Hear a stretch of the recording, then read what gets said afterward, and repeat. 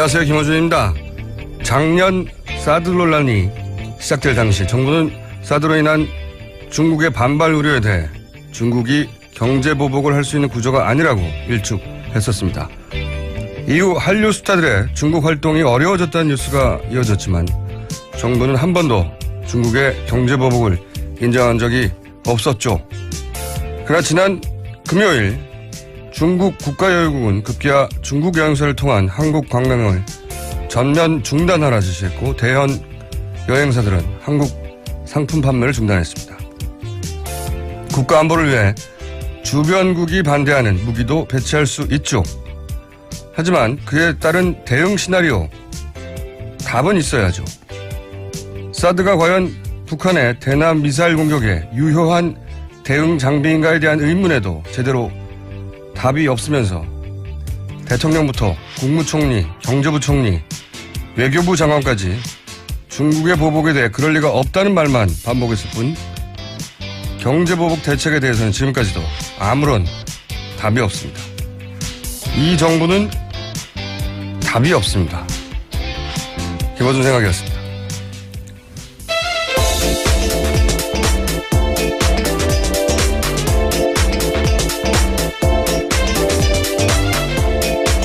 시사인의 김은지입니다.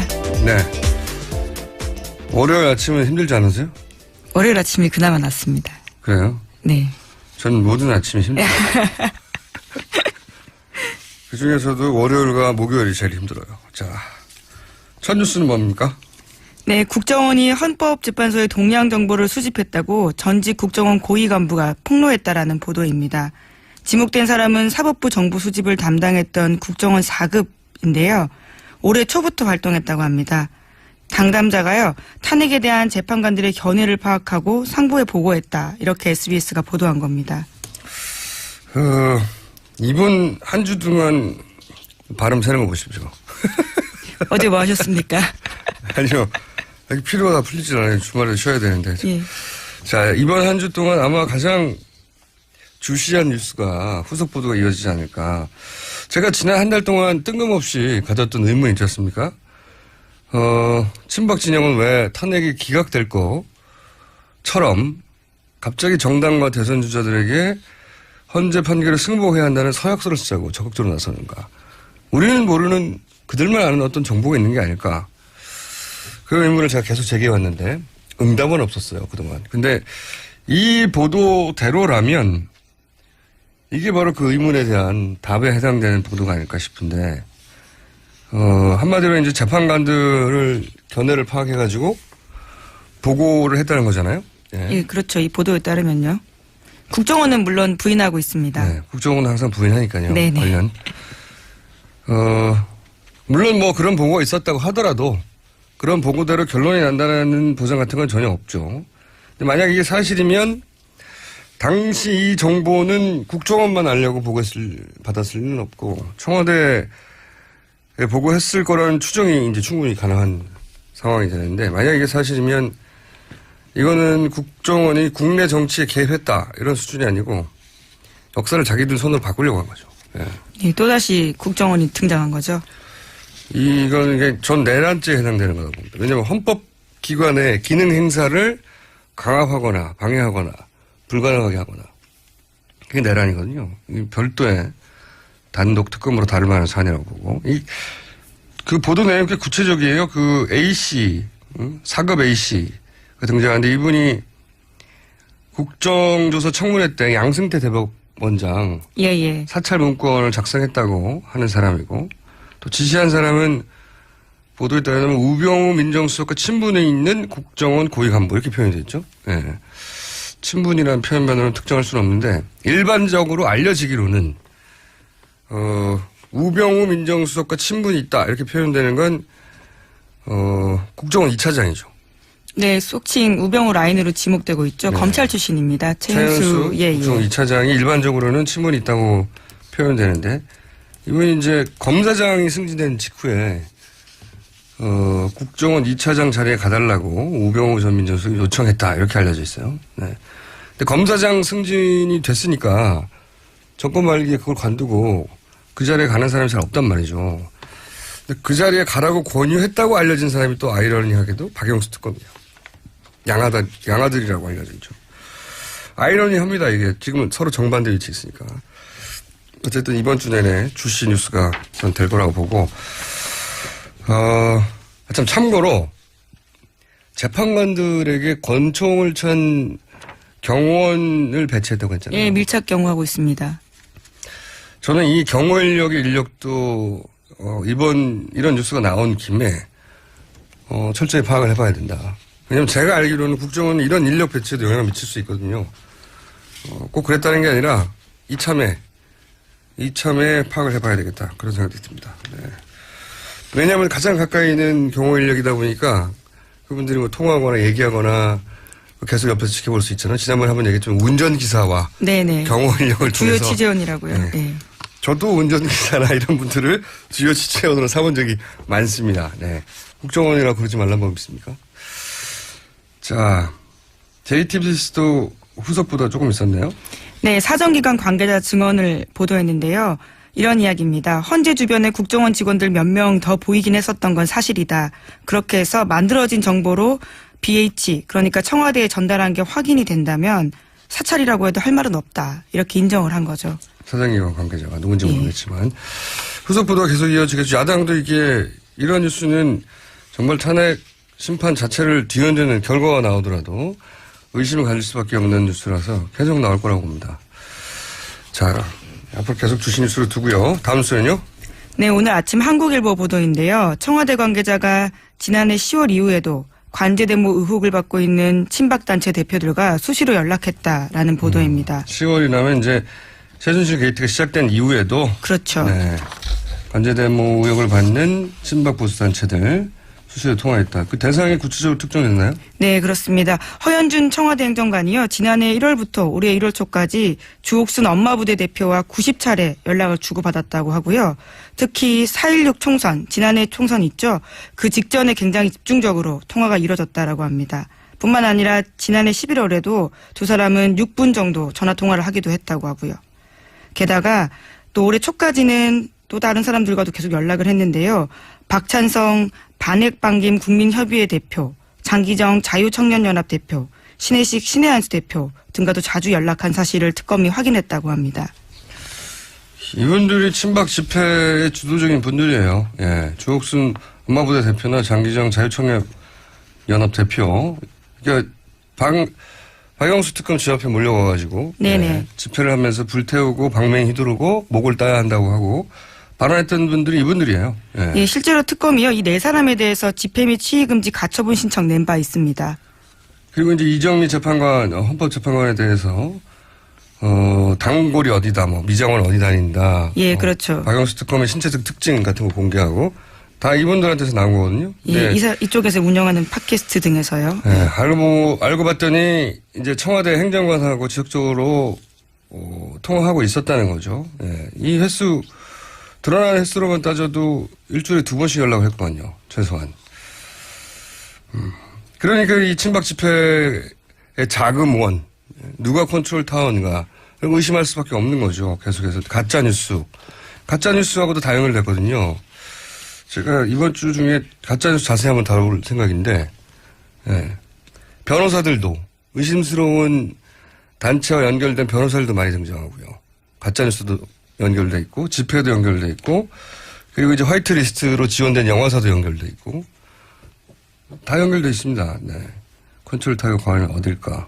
이런 뉴스를 보면 청와대가 아닐까 의구심을 가질 수밖에 없는 거죠. 자, 다음 뉴스는요. 네, 관련해서 특검 수사 결과요. 박 대통령이 삼성에 이러한 친박 단체들을 지원해달라고 요구한 사실도 드러났습니다. 2015년 11월 8일에 대통령이 안종범 전 수석에게 지시를 내린 바가 있는데요. 우익단체에 대한 지원을 삼성에 요구하라 이렇게 했다라는 겁니다. 그 내용은 안 전 수석 수첩에도 고스란히 다 적혀 있다고 하는데요. 이런 집회를 그러니까 삼성 돈으로 했다는 거죠. 네네. 그 결과 4곳에 4억 원 우회 지원했다라는 겁니다. 네. 밝혀진 것만. 예. 특검이 밝힌 것만. 이런 집회를 삼성이 지원하니까 삼성 이재용 부회장이 가니까 또 그 앞에 친박 집회들이 집회하고 그런 거 아니겠습니까? 네. 삼성만 했을 리는 없는데 삼성을 수사했더니 이런 단체들의 4억 원을 우회 지원했더라. 4회에 걸쳐서. 자, 또 관련 뉴스가 있나요? 예, 게다가 박 대통령이 메르스 사태 당시에 삼성병원의 책임을 눈감아줬다라는 SBS 보도도 있는데요. 2015년 메르스 사태 때 삼성병원은 메르스 주범 병원으로 꼽히기도 했었습니다. 당시에 38명이 숨진 큰 사건이었는데요. 관련해서 박 대통령이 사태 직후에 이 부회장과 독대를 하면서 삼성서울병원의 초기 대응이 미숙했지만 메르스 사태 이후에 거듭나길 바란다. 이렇게 이야기를 했다라는 겁니다. 그러고 나서요. 실제 독대 3일 후에 보건복지부 제재조치 대상에서 삼성서울병원이 제외가 됩니다. 그리고 나서는 지난해 12월에서야 800만 원의 벌금 처벌밖에 받지 않았습니다. 삼성서울병원이 메르스 관련해서 제재를 안 받으면 누가 받습니까? 여기가 메르스 확산의 총본산 아니었나요? 여기 환자들이 30명 이상 사망했고. 야. 그런데 제재 조치 대상에서 제외됐다. 삼성서울병원이. 말이 안 되네요. 네. 삼성이 대단한 특혜를 받는 건 분명한 것 같고, 그리고 메르스 사태가 나고 삼성이 그 책임 중심에 있을 때 오히려 박근혜 대통령이나 최순실 씨는 반가웠겠어요.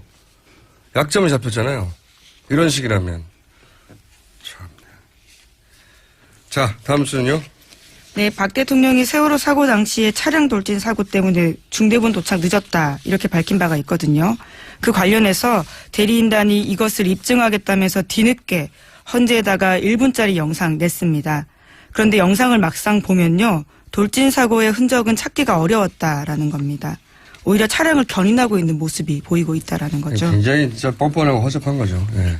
왜 중앙대책본부에 그렇게 늦게 도착했냐. 이렇게 변명을 했던 게 처음에 사고라서 그랬다. 예, 속칭 7시간 논란에 대해서 그렇게 네. 이야기를 한 거죠. 그런데 이제 겨우 제출한 게 경인되는 차량 장면이고 그 차량은 정무청사에 등록된 차량이라고. 네네. 채널A 보도에 따르면 네. 그렇습니다. 실제 그날 접수된 사건도 없고요. 네. 네, 청사관리 지정 중 경우엔 등록 제한된다고 하는데요. 그런 게 없었다라고 합니다. 그러니까요. 그 다음에 이게 사고가 난 게 아닌 거죠. 네, 사고가 난 게 아닌데 변명을 하다 보니 영상을 찾다 보니 주차됐다가 견인되는 차량 영상을 내놓은 겁니다. 대형들이 이렇게 어쩜 이렇게 허접한지. 자, 다음 뉴스는요. 근데 오늘 그 실시간으로 듣는 분들이 계속 끊긴다고. 네, 왜 그럴까요? 어머. 국정원 뉴스 때문인가요? 듣는 분이 많은 건가요? 네. 오늘따라 이렇게 오전에 많이 끊긴다고 하는데 TBS 홈페이지에 와서 거기서 들으시면 좀 더 낫습니다. 네. 자, 다음 뉴스는요? 네, 특검 관련된 뉴스가 또 있는데요. 최순실 씨가 이상화 KB 하나은행 본부장 승진 청탁 관련해서 3번이나 걸쳐서 박 대통령한테 요청을 했고요. 결국은 하나은행이 조직 개편까지 하면서 이 본부장을 승진시켜줬다라는 겁니다. 이게 최순실의 집요함 그리고 그 집요함에 발맞추는 박 대통령의 적극적 지시 이게 전형적인 사례죠. 여기가 여러 번 나왔지만 정유라에게 이제 무역회사에나 내주는 신용장을 내줘서 독일에서 대출해준. 네, 그렇죠. 당시 프랑크푸르트 외환은행 합병되기 전에 지점장이었죠. 근데 이분이 이제 한국에 돌아온 다음에 유럽 총괄 본부장을 해달라고 했는데 그거 안 됐고. 그리고 왜냐하면 총괄 법인 자체가 무산됐다고 해요. 예, 네. 그렇습니다. 그래서 국내 지점장으로 갔고. 서초동 지점장으로 네. 갔죠. 또다시 국내에서 이제는 해외 업무를 총괄한 본부장으로 해달라고 3번째 청탁을 한 거죠. 그러자 하나은행이 조직 개편을 해서 아예 자리를 만들어줬다. 이게 내용이죠. 네. 네, 이 과정을 실제로 수행했던 사람은 안종범 전 수석인데요. 하나금융그룹 회장한테 전화해서 그렇게 머리가 안 돌아가냐. 내 이득을 위한 게 아니다. 이렇게까지 화를 냈다고 합니다. 그러니까 처음에는 구체적으로 말을 못했겠죠. 이게 BIP의 지시라는 사항을. 그러니까 이제 처음에는 아마 안종범 수석의 민원 정도로 파악을 했던 것 같아요. 그래서 그 국내 지점장 정도로 한다든가 자기들이 미적한 거죠. 예. 자기들이 생각하기에는 경제수석이 요구하니까 요 정도 해주면 되지 않을까 싶었는데 정확하게 원하는 자리가 있었던 거죠. 해외 업무를 총괄하는 자리를 주라고. 그래서 하다 안 되니까 3번째 그렇게 머리가 안 돌아가냐고. 내 이득을 위한 게 아니라고. 대통령 지시라고. 이런 얘기를 한 거죠. 네, 그 이야기 듣고 10일 후에 본부장이 됩니다. 이상화 씨가요. 예, 자리를 만들어서. 예. 조직 개편을 해가지고. 예, 재밌지 않습니까? 최순실의 집요함. 대통령이 그때그때 계속 보조를 맞춰서 최순실이 요구사항을 정확하게 전달해서 대통령의 이름을 못하게 만들었죠. 네. 자, 다음 순요. 네, 또 특검에 따르면요. 남궁건 전 이화여대 입학처장이 2014년 9월 달에 최경희 전 총장에게 정유라 씨의 지원 사실을 보고했다고 합니다. 그러자 최 전 총장은 그럼 정유라를 뽑으라라고 하면서도 다만 내게는 보고가 안 된 걸로 해달라 이렇게 이야기를 했다고 합니다. 이제까지 전혀 모른다고 했었는데요. 이런 이야기가 나오는 거죠. 그러니까 저는 이제 좀 전에 얘기한 그 최순실 집연, 박 대통령의 적적 지시 그런 사례가 너무 많은데 오늘 하나 나왔는데 이 이화여대 그 입시부정 사건도 저는 다 밝혀진 게 결코 아니라고 보는 게 이화여대 총장이면 그 분야에서 이제 명예, 지위 다 얻었단 말이죠. 그렇죠? 뭐가 아쉬워서 돈 많은 강남의 아줌마 딸 하나 정도로밖에 박 대통령과의 관계가 없다면 그 딸 하나 때문에 이렇게까지 하겠습니까? 다른 모든 최순실 이건에는 박 대통령이 수석을 통해서 적극 개입했다는 게 계속 나오잖아요. 정유라 말을 사주느라고 삼성을 그렇게 못 살게 군 거 아니에요. 덕분에 삼성도 이득을 얻었지만 서로. 그러니까 정유라 입시 문제에만 박근혜 대통령이 그냥 구경만 하고 있었다. 뒷짐지고. 저는 그게 더 이상하다고 봅니다. 네. 최순실 씨가 이렇게 아예 그 사기업, 그것도 은행에 세 차례 인사청탁을 해서 결국 자기가 원하는 자리를 조직 개편을 해서 만들어서 사람을 꽂잖아요. 그런 정도로 적극적이고 집요한데 그리고 거기에 박 대통령이 항상 보조를 맞춰서 그 명령을 대통령의 이름으로 수석을 통해 내렸는데 이 정유라 문제만 전화통화 한 번 없이 그냥 구경만 하고 있었다. 저는 그게 더 이상하다고 봅니다. 예전에도 한번 전해드린 바가 있는데 노웅래 더불어민주당 의원의 폭로에 따르면 자주 통화하는 총장 3명 중에 1명으로 최경희 총장이 꼽히고 그러니까요. 있죠. 근데 네. 거기까지 사실 확인이 안 되고 있는데 네. 자 뉴스 하나 정도 더 할 수 있을 것 같은데 1분밖에 안 남았습니다. 하나 정도. 예, 어제 국민일보와 한국사회 여론연구소 공동조사에 따르면요. 박 대통령 구속수사가 필요하다라는 여론이 78.2%라고 합니다. 탄핵 인용을 바라는 여론하고 비슷하네요. 예. 네. 네. 황교안대행이 유일하게 두 자리 지지율을 유지하고 있는 가운데 홍준표 경남도지사가 다크호스로 떠오르고 있습니다. 홍준표 도시사 전화 연결해보겠습니다. 안녕하세요. 오랜만입니다. 이렇게 인터뷰하는 게 얼마만입니까? 한때 거의 매주 인터뷰하고 지냈는데. 그렇죠. 예, 이렇게 잠재 대선 후보로 다시 만났습니다. 잘 지내셨어요? 좀 힘든 시간이 좀 있었습니다. 제가 그 독고다의 홍반장이라는 별명도 만들어드렸는데, 네. 새누리당 대표까지 되셨다가, 네. 그때 한나라당이었죠. 금방 쫓겨나신 게 벌써 5년 전입니다. 5년이 됐어요. 네. 그거 쫓겨난 게 아니라 내가 사표 내고 나왔죠. 쫓겨난 거죠. 그렇죠? 네, 쫓겨났었죠. 합시다. 되돌아보면, 예. 이 소위 친박으로부터 쭉 당해왔다, 이렇게 말할 수 있지 않습니까? 홍 지사님은? 그래 왔죠. 예, 쭉 당해오셨죠. 예. 네. 그때 5년 전에 이제 대표에서 금방 쫓겨나신 후에, 제가 정치인 홍준표는 이렇게 끝이 나나 그랬었어요. 그래서 그때는 저한테 전화 오셔가지고 이제 종편 같이 하자고 몇 번이나 그러셨잖아요. 그랬죠. 예. 방송 이 한때는 있었죠. 예, 방송인으로 거듭나겠다며. 자, 그런데 이제 갑자기 대선 주자로 이제 주목하고 계십니다. 그래서 최근 몇 년간 홍준표 흥망상쇠 제가 한번 간단히 되짚어 보는 건데, 네네. 그러다가 이 성완종 사건으로 1심은 유죄를 받았다가 최근에 2심 무죄를 받으셨어요. 이제 대법원 판결을 남기고 있기 때문에 네. 이거 관련해서는 딱 두 가지만 여쭤보겠는데, 네. 돈은 진짜로 안 받으셨어요? 그거 실체적 진실은 재판에서 가려지는 것인데. 그렇겠죠, 물론. 그런데 만약 그래 물어보면 예. 내가 이렇게 답변할 수밖에 없죠. 나중에 저승 가서 성완종이한테 물어보는 게 제일 빠르겠죠. 그러나 민주국가에서 사법제도가 있는 한 법원의 판결이 나면 그걸 사실로 받아들여야 하는 것이 또 민주국가의 제도겠죠. 예. 그건 잘 알겠습니다만은. 김어준 씨가 자꾸 그래 물으면 예. 나중에 내 저승 가서 성완종이한테 한번 물어볼게. 아니, 그렇게 말고, 제가 그 지사님을 오랫동안 잘 알아왔지 않습니까? 네. 지사님도 예. 저를 잘 아시고. 그냥 그래서, 그냥 단도직입적으로 여쭤보는 겁니다. 안 받으신 건가요? 네. 네. 난 그 사람 잘 몰라요. 알겠습니다. 제가 이런 질문을 드린 이유는 어쨌건 대선 출마할 수도 있는 마당에 네. 직접 본인 입장을 밝혀주긴 해야 하는 것 같아서 여쭤본 거고요. 두 번째 질문은 네. 1심 때 법정 출두하면서 아주 짧게 이게 다 업보라고 하셨어요. 그때 처음으로. 그렇습니다. 그때 왜 그런 말 하셨습니까? 이 사건 처음에 1년 10개월 전에 문제가 될 때 내 그런 생각을 했습니다. 왜 그런 생각을 하셨어요? 검사를 하면서 예. 많은 사람을 단죄를 했죠. 그리고 정치하면서 상대방 가슴에 못 박는 말을 많이 했죠. 그래서 내 업보를 치르는 중이다.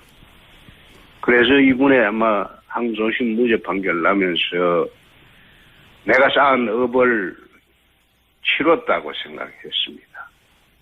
그래서 요즘은 좀 가뿐해졌습니다. 그러니까 앞으로 남한테 예전에 이제 검사하면서 피의자를 험하게 다뤘다든가 정치하면서 상대한테 상처가 되는 말을 했다든가 이런 업보를 받는다. 그런 생각을 하죠. 그래서 앞으로 이제 상처 주지 말고 정치하자 이런 성찰, 다짐 이런 이야기였나요? 그렇게 해야 되는데 네. 자꾸 나를 건드리면 또 달라지겠죠? 아니 근데 그래놓고 뇌물 먹고 자살한 사람 이런 표현을 또 왜 하셨어요? 그거는 내가 민주당 일각에서 대선 후보 자격 논란을 이야기하길래 네, 그건 알겠는데 아니 그래서 그 말을 하게 된 거죠. 그러니까 제 말은 뭐냐면 업보를 말씀하시는 분이 또 왜 상처 주는 표현을 다시 하셨냐고요. 나를 건드리니까 그렇지. 안 건드리면 내가 그 이야기 할 이유가 없지. 아니 업보를 말씀하셨으니까 제가 그런 말을 하는 거 아닙니까? 왜 또 다른 업보를 그렇게 대선을 지금 언급하는 마당에 다시 쌓기 시작하시냐 이런 말입니다. 예. 아니 자기들은 그런 그 자격 문제가 있는 사람들이 왜 그걸 나한테 그걸 갖다가 시비를 거냐? 예. 그냥 시비 걸지 마라 그 뜻이죠. 예. 울컥하신 거죠. 그렇지 기분 나쁘지. 아니 제가 오늘 처음 통화할 때 느낀 건데 예전보다 말도 말하는 속도도 굉장히 천천히 부드럽게 하시는 거 보니까 이제 업보를 쌓지 말아야 되겠다 이런 이렇게 조심하시는 거 아닙니까, 그죠? 예. 내가 가능하면 좀 그런 얘기 안 하고 살았으면 좋겠어요. 예. 한국 정치판이라는 것은 워낙 뒤집어 씌우고 공작하고 이런 판이기 때문에 어떤 때는 또 그런 식으로 공격 안 할 수가 없습니다. 이제 제 말은 다 업보까지 말씀하신 분이니까 내가 내 출마 자격을 문제 삼아서 욱해서 그랬다. 그러고 나서 그 발언은 사과하시는 게 낫지 않습니까? 그걸 사과를 해. 자기들도 지금 그 민주당이라는 그 사람들은 97년도, 2002년도 병풍 공작으로 정권을 잡은 적이 있지 않습니까? 네. 그런데 이제는 대법원 재판도 공작으로 할 수 있는지 그런 식으로 또 자꾸 시도를 하게 되면 상황이 달라지죠. 네, 알겠습니다. 고집은 예전부터 대단하신 분인데 하여튼 사과를 안 하시겠고 자 그럼 다음 문제 넘어가겠습니다. 예. 박근혜 대통령은 어떤 대통령입니까? 무능하지요. 그냥 딱 단순히 무능하다 한마디로 끝나는 겁니까? 난 박근혜 대통령하고 정치를 한 20여 년 같이 해봤는데 위법하거나 위헌적인 행동을 할 사람은 아니라고 봅니다. 단지 최순실 같은 허접한 사람하고 또 그 사람한테 이용됐다고 그런 느낌을 받습니다. 그래서 무능한 대통령이지 꼭 위헌 위법을 했다 이렇게 보지는 않습니다. 그러니까 무능. 옛날에 중국 진나라 시절에 진나라가 최초로 중국을 통일하고 32년 만에 망합니다. 진시황이요. 예. 예. 진시황 아들 호해 시절에 망합니다. 진시황이 죽고. 근데 거기에 망하는 죽음이 조고라는 황관이 있습니다. 시대에 국정농단을 냈던 조고라는 황관이 있는데 박근혜 대통령 들어오고 난 뒤에는 한 2년을 거치면서 2년 후에 이 정부의 조고라는 사람 때문에 어려움을 처할 것이다. 그런 이야기를 내 주변 사람한테 한번 한 일이 있어요. 친박의 조고는 누굽니까? 난 누구라고는 이야기하지 않겠습니다. 그래서 몇 명인데요? 몇 명이라고도 이야기하기가 어렵죠. 그게 근데 예. 그 사람들 때문에 결국은 무능하니까 예. 나라를 이 꼴로 만든 거 아니냐. 난 그렇게 봅니다. 대통령은 무능했고 그리고 친박 주변의 몇 인물은 환관 조고에 해당될 인물이다. 아니 조고 같은 인물이 있다. 막 그 정도로 하십시다. 한 명 이상입니까?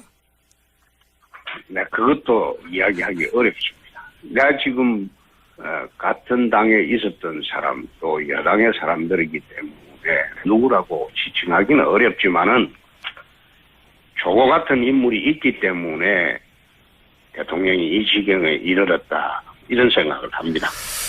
그래서 결국 이제 무능하지만 무능이 사법적 소추 대상은 아니지 않느냐 이렇게 보시는 거죠. 말하자면. 저는 그래 봅니다. 네. 예. 그런데 무능했다고 하는 프레임이 지금 대통령 변호인단에서도 나오는데 제가 한번 이렇게 얘기해 드려볼게요. 박 대통령도 이제 좋은 정책이라서 한 것일 뿐이다 이렇게 얘기하거든요. 최순실이 이권을 챙기는 줄은 몰랐다. 지금 말씀하신 그런 말씀 맥락을 같이 하는 건데 근데 대통령은 본인이 펴는 정책이 뭔지 알고 해야 되잖아요. 그렇죠? 그런데 아무리 고의가 없다고 봐줘도 업무상에 필요한 주의를 게을리했으니까 이게 과실 정도지 과실. 이게 단순한 무능 아니지 않습니까? 그러니까 업무상 과실은 그리고 그냥 과실보다 중하게 처벌하잖아요. 형사적으로. 근데 예.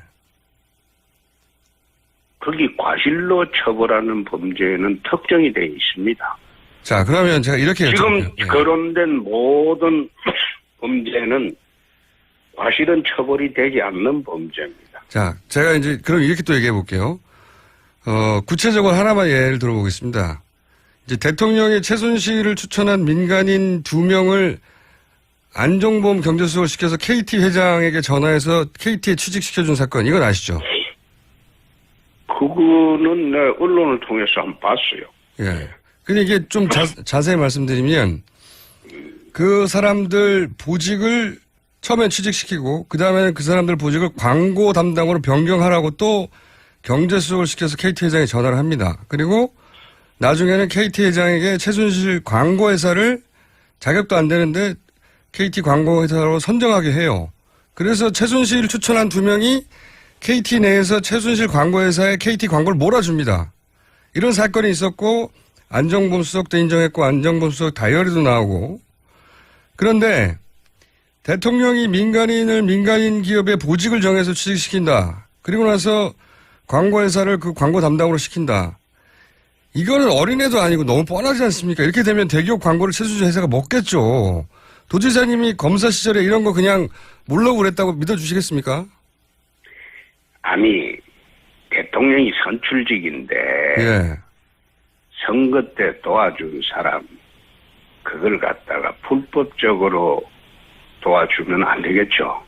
근데 그게 합법이냐 불법이냐 그 문제는 법원의 별도의 판단 또는 검찰의 별도의 판단이 있겠지만은 그 자체만으로 비난하기가 좀 어렵지 않습니까? 아닌데요. 지금 누가 정권을 잡든 간에 예. 정권 잡던 과정에서 자기에게 도움을 준 사람을 도와준다는 취지로 그렇게 했을 경우에는 그걸 꼭 범죄로 몰아서 단죄를 해야 되겠다. 그거는 좀 그렇지 않습니까? 그건 또 다른 한 방향으로 이해를 해줄 수는 있는데 그게 범죄가 된다면 그 문제가 되겠죠. 그러니까 여기서 범죄냐 아니냐를 떠나서 박근혜 대통령은 그게 이권을 이해한 건지 몰랐다고 하는데 이 정도 구도면 야 이렇게 광고 담당으로 보직을 정해주면 그리고 그 광고 그러니까 예. 그러면 무능한 사람이지.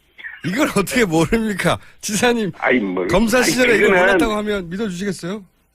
아니 내가 검사를 그만둔 지가 지금 몇 년이 됐는데 25년이 됐는데 나 이번에 내 당해보니까 검사 그 문제가 큽니다. 내 옛날에 검사할 때는 나는 첨린 검사를 했는데 예. 밑바닥 검사를 했는데 요즘 내가 당해보니까 검사가 이거 사건을 수사하는 게 아니고 사건을 만드는 그런 걸 봤어요. 그래서 내 죽으면 내 아들들한테 형고 검사 부분실리로 지방을 써라. 그래 쭉 얘기를 해왔는데 이번 사건 당하고 난 뒤에 내 두 아들한테 그런 이야기를 합니다. 아니 그러면 밖에 나가서 너가 아버지 검사했다고 절대 이야기하지 마라. 내가 그런 이야기. 검사가 변했어요. 예전과 달라요? 예전에 우리가 검사할 때는 검사는 바른 일만 했지요. 바른 일만. 그리고 자, 그러면 지사님 이번 특검 수사는 그럼 검사에게 나와서 하는 말인데 어떻게 평가하십니까? 특검 수사는. 원래 특검은 그거는 그 정치검사입니다. 네? 특검이 순수 사법이라고 보기는 어렵습니다. 정치권에서 임명된 일종의 정치검사들인데 이번 특검의 수사 과정을 지켜보면서 내 잘잘못을 떠나서 여론에 따라가는 수사를 하는 거 아니냐 그런 느낌을 받았습니다. 그러면 특검보다 오히려 검찰 특수본이 더 올바른 수사를 했었다 이렇게 보십니까? 특수본은 나는 저거는 만들어 놓고 제대로 수사를 못했다고 봅니다. 그리고 상대적으로는 어쨌든 특수본이 나왔습니다. 특수본에서 기업 사람들은 피해자로 봤습니다. 그때는 피해자로 봤죠. 특검에 가자마자 그게 갑자기 가해자로 둔갑을 했습니다. 공범이 됐죠. 근데 그거는 제가 보기에는 증거 또는 수사에 의해서 바뀐 게 아니라 어떻게 보면 여론에 따라가는 수사를 하다 보니까 갑작스럽게 그렇게 바뀐 게 아닌가 그런 생각도 해봤습니다. 그러면 특수본이 오히려 더 올바로 수사했다는 말씀이 되는 건데요. 근데 특수본도 제대로 수사 못했죠? 안 했죠? 도지사님이 1년 반 전에 성완종 사건으로 기소될 때 지금 검찰대로 정치검찰이라고 하셨어요. 내가 정치검찰이라고 한 기억은 없습니다. 기사에 그렇게 나옵니다. 저도 기억이 나요. 아니 기사에 그래 정치적이었다. 네. 그렇죠. 그 결론은 정치적이었다는 건데 그거는 그 성완종 리스트는 나중에 한번 재수사해 볼 기회가 있으면 알게 될 것입니다만 그거는 2012년도 박근혜 대통령 선거 당시에 대선 자금 문제입니다. 대선 자금 문제인데 그걸 피해가기 위해서 사건을 만들다 보니까 내 사건하고 이완구 사건은 대선 자금이 아니죠. 하나는 경선 자금으로 만들어 놨고 하나는 선거 자금으로 만들었죠. 그래서 내가 좀 결론을 낼 때 이것은 정치적인 목적을 갖고 한 수사가 아닌가. 내가 그런 이야기는 한 적이 있습니다. 그 사안은 저희가 따로 한번 언제 시간이 되면 다루기로 하고요. 제가 이 질문을 드린 이유는 뭐냐면 이제 특검이 정치적이라고 하시니까 검찰 원래 특검은 정치권에서 임명을 하고 정치적인 성향을 안 지닐 수가 없습니다. 그래서 내가 하는 소리입니다. 그게 나쁘다 좋다를 떠나서. 예, 알겠습니다. 헌법재판소하고 대법원이 또 다른 것은 헌법재판소의 본래적 그 본질은 정치적 사법기관이라고 헌법책에 되어 있습니다. 대법원은 순수 사법기관이에요. 왜 그런가 하면 헌법재판소는 정치권에서 다 임명을 하기 때문에 정치적 사법기관이라는 겁니다. 알겠습니다. 그래서 헌법재판소 결론을 할 때는 정치적인 판단이 반드시 들어간다는 겁니다. 자, 그러면요. 특검이 이재용 부회장에게 영장을 신청한 것도 정치적 편향이었다고 보십니까? 그거는 대답하지 않겠습니다. 그거 대답하면 예. 또 확작직걸 하기 때문에 그건 내 생각을 가지고 있긴 하지만 그건 대답하는 성질의 것은 아닌 것으로. 그러면 특검은 계속 정치적 하셨는데 그러면 영장을 발부한 법원도 정치적이 되는 거 아닙니까? 영장 발부했는데 이재용 부회장이. 그걸 내 보면서 느낀 점은 예. 처음에 영장이 기각됐을 때 법원 앞에 반대단체자들이 그 천막을 치고 영장 발부한 기각한 그 판사를 성토를 했어요. 예. 천막을 쳐놓고. 예. 그러니까 판사님들이 출퇴근하면서 그걸 볼 것 아닙니까? 예. 얼마나 심리적 압박을 받았겠습니까? 아니, 천막 때문에 말하자면 발부했나요? 아니 난 꼭 그런 게 아니라 예. 그거는 재판을 여론으로 하겠다는 거예요. 그런 식으로 그러니까 친박 단체도 거기 앞에서 집회 많이 합니다. 똑같죠. 똑같죠. 재판은 지금 그 헌법재판소를 압박하는 양진영의 집회와 시위도 이게 자제가 되어야 됩니다. 지금 앉아서 여론으로 재판하고 여론으로 결정하겠다고 하면 이게 인민재판이지 어떻게 민주주의 하에 정당한 사법권이 독립이 보장되는 그런 재판이 됩니까? 사법부도 인민재판을 했다고 보시는 거죠? 그러면? 아니죠. 김어준 씨는 그런 식으로 단정하기 때문에, 뉴스나 이런 데서 떴는지 모르나. 그 이야기는 그런 식으로 단정하면 안 되죠. 알겠습니다. 도지사님, 오늘 시간이 별로 없으니까. 네. 또 잠시 후에 또 다른 인터뷰 하신다면서 요즘 인터뷰 이렇게 많이 하시는지. 내가 인터뷰 안 합니다. 안 하세요? 네. 잘 안 합니다. 김어준 씨하고 하는 이야기라고 해서, 네. 김어준 씨하고 지금 몇 년 지났죠? 그러니까요. 인터뷰 참 많이 몇 했어요. 년 지나서 라디오 인터뷰는 김어준 씨하고 2년 만에 처음 하는 겁니다. 5년 만에 처음이에요. 5년 만에. 앞으로도 저희 방송하고 많이 다른 해주세요. 방송하고도 인터뷰를 안 했다니까? 알고 있습니다. 알고 있고요. 그런데 김어준 씨라서 내가 이야기를 했는데 김어준 씨도 지금 아마 재판 받고 있죠. 힘들 거요. 한번 받아보소. 자, 도지사님 시간이 부족하니까 다음에 꼭 한번 출연해 주시고 대선 출마는 아직 확실하게 결심을 안 하시는 겁니까? 예. 그건 좀 더 이따 한번 보입시다. 그러면 출마를 안 하게 되는 조건도 있으십니까? 예를 들어서 탄핵의 결론이 어떠냐에 따라 아니면 지지율이 어떠냐에 따라. 그거는 내가 지금 오늘 아침은 이건 답변하는 거 아니라고 봅니다. 하여튼 안 하실 수도 있다는 거죠. 아니. 그러면요. 꼭 그래 답변을 요구하면 그게 이제 김어준 씨는 지 마음대로 사는 사람이잖아요. 아니 도지사님은 그럼 누구 눈치 보고 사셨어요? 답변도 그런 식으로 마음대로 요구하면 안 되죠. 아니 그러니까 안 하실 수도 그 있냐고요. 답변 잘못하면 예. 그것도 그게 발목을 잡습니다. 그건 나중에 이야기합시다. 그러면 안 하실 가능성은 없는 거죠? 아니 하고 안 하고 그건 나중에 하자니까. 나중에. 그리고 방송 진행 잘하시고 저는 김어준 씨를 보면 참 부럽다는 생각이 세상에 저래 마음대로 자기 속마음을 다 드러내놓고 살아도 참 참 따르는 사람이 많으니까 이게 얼마나 좋은 인생입니까? 대통령이 될 수 있는 확신이 드실 때 나오신다고 하셨던 것 같은데 다른 인터뷰에서 그 확신은 무슨 뭘 판단으로 보고 하십니까? 아니, 예. 저는 느낌? 초상집에 예. 상주하기 위해서 출마하는 것은 아니다. 아하. 예. 될 때 나온다. 그는 대통령이 된다는 확신이 설 때 출마 결심을 하는 것이지. 그렇죠. 예. 초상집에 상주되기 위해서 출마 결심하는 것은 아니다. 그러니까 제 말은 그 확신은 뭘 근거로 내리실 겁니까? 느낌, 지지율, 탄핵의 결과, 그 다음에 가족회의, 뭐 여러 가지 있지 않습니까? 김어준 씨는 자기가 결정할 때 어떻게 합니까? 저는 혼자 하죠, 그냥. 그렇죠. 예. 저도 그렇죠. 근데 이제 뭘 보시고 할까요?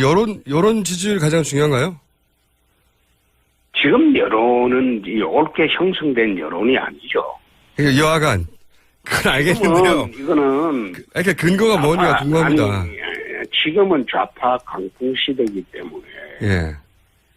그럼 지지율은 아니고. 영답을 잘하네요. 영남 지지율은 어떠세요? 영남 지지율을 근거로 할 것이다. 아니, 꼭 그것보다도, 예. 제가 판단을 해보고, 예. 결심이 서면, 그때 내가 김어준 씨한테 제일 먼저 전화 드리겠습니다. 알겠습니다.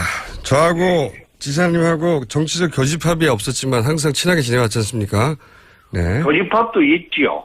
어떤 게 있습니까? 교집합을 찾아본 적은 없는데 한 번도. 마음대로 자기 결정을 하고, 그건 정치적 교집합. 과감하게 세상을 산다는 것은 비슷할 거요. 네, 마음대로 사는 건 비슷한 면이 있는데요. 아니, 정치적으로 과감하게 한 번도 세상을 산다는 거. 과감하게 알겠습니다. 예. 예. 정치적으로 한 번도 교집합은 없었어요. 자, 이건 어떠십니까? 예. 출마하시면 황교안 대행부터 얘기해야 되는데 지금 보기에는 본인과 황교안 대행을 정치적으로 비교하면 어떻습니까? 그건 황대행하고는 제가 뭐 비교를 하거나 해본 일은 전혀 없습니다. 한번 해보시면요. 지금 황대행은 예. 대통령이 사실상 유고인 상태에서 안정적으로 나라를 이끌고 있다고 봅니다. 그래서 황대행에 대한 국민적 신뢰는 상당하다고 봅니다. 그런데 이제 정치적 상대로 볼 때, 라이벌로 볼 때, 라이벌이 됩니까? 저는 황대행을 단 한 번도 라이벌이나 정치적 상대로 본 일이 없습니다. 그런 상대가 안 된다는 말씀이신가요? 에이, 천만에. 그런 뜻이 아니고 그분은 지금 관료고 관료. 저는 정치를 하고 있습니다. 아. 그렇기 때문에 서로를 비교한다는 것, 그거는 난센스라고 봅니다. 하지만 경선 같은 게 있을 수도 있고 그러면 상대해야 되지 않습니까? 그럴 때는 이길 자신이 있으신 거죠.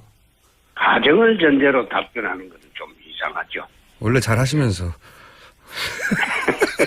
야권에서 가장 강한 후보는 누구라고 보십니까? 지금 기준으로? 저는 그 생각해 본 일이 없습니다. 다 생각해 본 일 없으시다고. 예. 생각해 본 일 없습니다. 그러면 안철수 의원이 대선에서 대결 상대로는 어떻다 평가하십니까? 안철수 의원은 이번에 끝까지 나오겠죠. 그거는 중도의 대표로 나올 것이고 좌파의 대표로는 문재인, 심상정 정도가 아마 나올 것이고 우파에서 또 한 사람 나올 것이고 그렇게 되면 이번 대선은 사자 구도가 될 것으로 봅니다. 좌파의 두 분, 중도의 안철수, 우파의 한 사람 이렇게 되면 대선은 사자 구도로 치러질 것으로 봅니다. 상대하기에 가장 강한 후보는 생각 안 해보셨습니까?